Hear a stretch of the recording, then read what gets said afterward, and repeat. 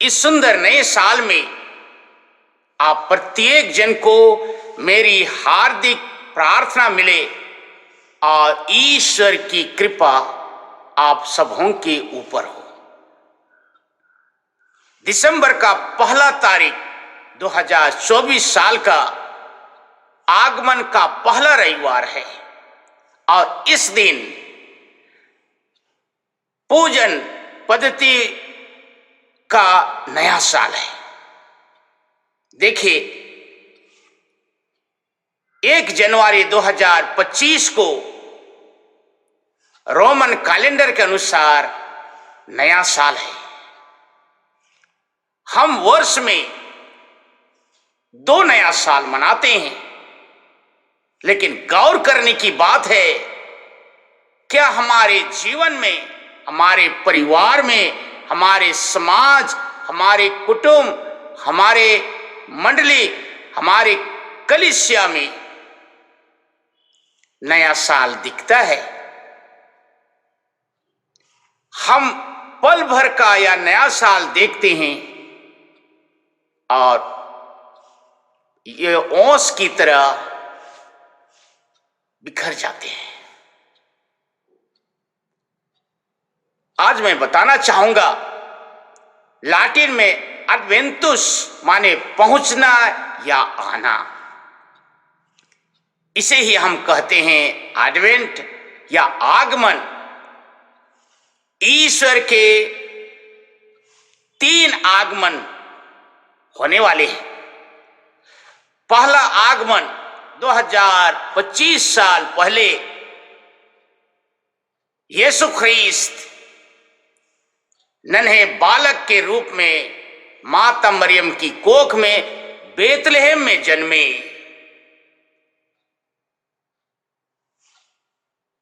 दूसरा आगमन इस वर्ष हमारे हृदय में आने वाले हैं।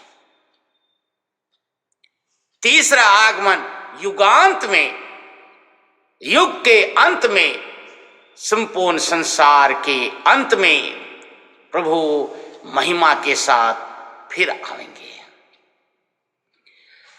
एक चीज याद करने की होगी, जब पहले आगमन में यीशु ख्रीस्त बेतलहम में जन्मे, तब तक यरूशलेम का मंदिर ढह दिया गया था। नबूकदनेस्सर ने उसका विनाश कर दिया था और उस वक्त में नाना प्रकार के धार्मिक अत्याचार, शोषण, जुल्म और सितम थे। इसे देखकर लोग भयभीत थे, भय से त्रस्त थे। यीशु ख्रीस्त उस समय में मंदिर के आसपास बड़े भोर में शिक्षा देते थे और जो लोग भी वहां आते थे उन्हें शक्ति और सामर्थ्य मिलती थी। लेकिन हम प्रत्येक जन के लिए दूसरा आगमन है। इस वर्ष यीशु ख्रीस्त बेतलहम में नहीं, चरने में नहीं, गौशाले में नहीं, इस वर्ष यीशु ख्रीस्त मेरे हृदय में, आपके हृदय में आने वाले हैं। उस वक्त पहला आगमन के समय नबूकदनेस्सर ने यरूशलेम मंदिर को तोड़ दिया था। दूसरा आगमन आज हमारे हृदय में होने वाले हैं। उस समय मैं अपने तन को, अपने मन, अपने हृदय को तोड़ के रख दिया हूं। जिसे संत पौलुस कहते हैं, तुम्हारा शरीर पवित्र आत्मा का मंदिर है। दैनिक जीवन में ना केवल मैं अपने मन को तोड़ा, अपने पाप, अपने गलती, अपने भूल और अपने चूक से ना केवल मैंने अपने तन को तोड़ा, अपनी आत्मा को भी बिखेर के रख दिया। तब क्या यीशु ख्रीस्त इस बिखरे हुए तन मंदिर में आएंगे, हृदय मंदिर में आएंगे? यह सोचने की बात है। और इसलिए हम प्रत्येक जन नया साल की शुरुआत किए हैं हम ख्रीस्त के साथ उस नए साल को परिपूर्ण करेंगे। इसलिए आज का पहला पाठ नबी यिर्मयाह के ग्रंथ अध्याय 33 पद संख्या 14 से 16 में कहते हैं, प्रभु इस्राएल और यूदा की प्रतिज्ञाएं पूरी करने वाले हैं, और आप और जो मेरे लिए जो प्रतिज्ञाएं किए हैं वो भी पूरा होने वाला है। ईश्वर न्याय शांति हमारे हृदय में लाने वाले हैं। आज तक हम देखेंगे तो जो लड़ाई झगड़ा ईर्ष्या द्वेष होता रहा, अब वो बारी नहीं होगी। संत पौलुस अपने थिस्सलुनीकियों के पत्र अध्याय 3 पद संख्या 12 और 4 का 2 में कहते हैं कि रोज रोज हम प्रत्येक जन को पवित्र बनना चाहिए, जिससे हम ईश्वर को खुश कर सकें। आज संत लूकस के सुसमाचार अध्याय 21 पद संख्या 25 से 28 और 34 से 36 में यीशु ख्रीस्त कहते हैं, जागते रहो और तैयार रहो।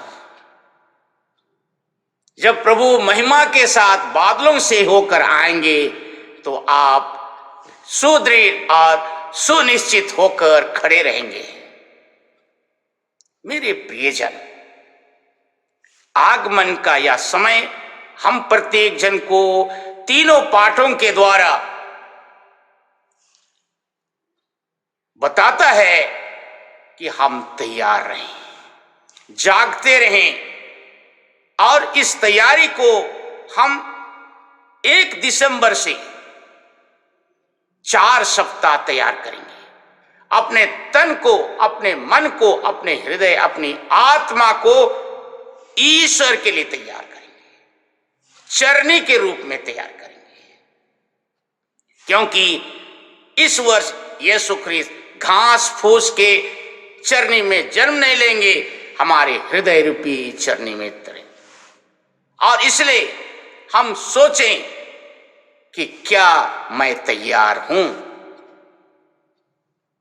दूसरी बात है कि हम अपने इस तैयारी को आध्यात्मिक तैयारी के रूप में ज्यादा देखें, क्योंकि आध्यात्मिक तैयारी हमारे लिए सुदृढ़ होना, सुनिश्चित होना अनिवार्य है। अन्यथा हर वर्ष आगमन होगा, हर वर्ष क्रिसमस होगा, लेकिन मैं कभी तैयार नहीं हूं। और इसलिए हम सोचते रहेंगे कैसे ये नया साल है, चाहे पूजन विधि का नया साल या रोमन कैलेंडर का नया साल, मेरे जीवन को कोई फर्क लाने वाला नहीं है। आइए बड़ी गंभीरता के साथ हम अपने आप को तैयार करें। ईश्वर आपको, मुझे, प्रत्येक जन को आशीष दे। आमीन।